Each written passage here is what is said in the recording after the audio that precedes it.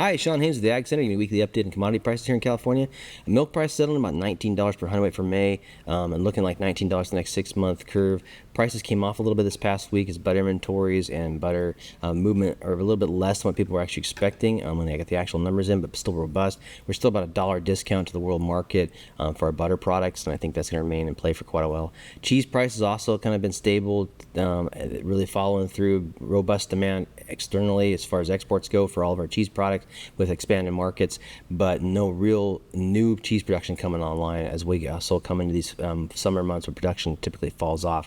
So I think we're looking at about a good supply-demand balance there. On the beef cattle side, dairy cull cows about $1.52 per hundred for highest-yielding Holstein cows.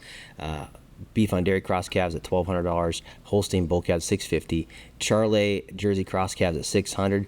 Prices are going to stay and remain high for these beef animals, especially when you're looking at the recent sales at Overland with 450-pound steers selling for $465, and then the recent sales coming at $462 as well in the past week. So I think continued demand for the animals for the U.S. consumer, tight supplies domestically, externally for beef cattle availability are all going to keep that high, and I think there's no real relief in sight with the USDA projecting spike prices coming in 2026 on this recent report they have. So we'll see where that all comes out.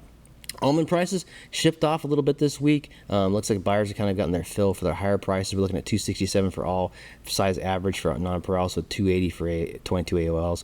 In-shell non-parals at $277. Independence meats at $267 with $263 average price across the board. And then California meats at $261 price average across the board. I think you're going to see some softening in almond prices for a little while as these exports kind of slowed down a little bit. Looks like some of those guys have kind of gotten their fill. Maybe some buying was being done ahead of these tariff issues that really never materialized. And as long as they don't, I think you're going to see kind of this flatlining a little bit for a while as everybody kind of sizes up this 2025 crop. We'll get some better estimates on the subjective estimates here in the next month or two. Once those come through, and if it shows an increase or a decrease in the size, it'll kind of push some price movement up or down accordingly.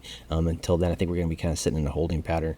Last but not least, forage prices here in the valley seem pretty steady. We're looking at about $86 for North Valley Market hauls, $102 for South Valley Market hauls, $65 again north, $75 per ton south in the field for corn silage so far, as high as some prices being contracted as $80 in areas that are impacted by water issues, but that's kind of been a high up on the back end, mostly in the south market.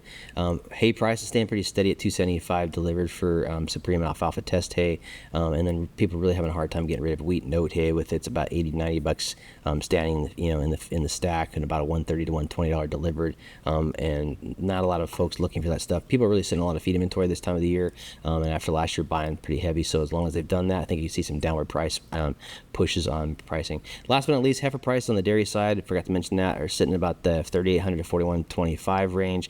Still a lot of pressure for heifers because of the heifer hole they've got, and then the effects of bird flu last year on animals actually calving out and getting fresh. So I think you're going to see high prices for cattle on the dairy side as well for quite a period of time while people fill those holes.